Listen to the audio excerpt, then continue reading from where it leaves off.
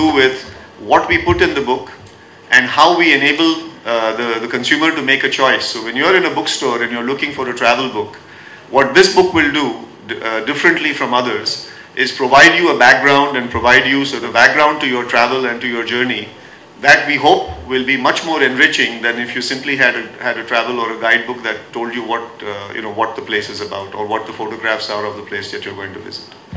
There are elements of this that that can be available online. Right now, I'm not sure that this is going to be available. A food guide is another initiative that we would have to take.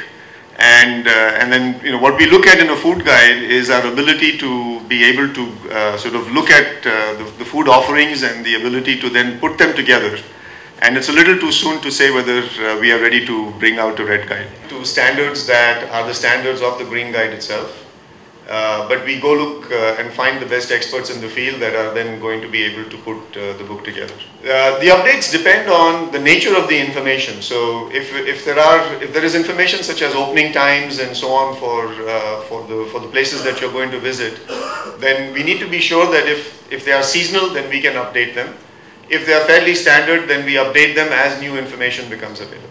No, we have a division in the company that takes care of everything that has to do with travel publications, and this is a business for us. Part of our marketing business, and it's clearly something that we do as a service, and we do it in order to be able to enhance the mobility experience of our consumers.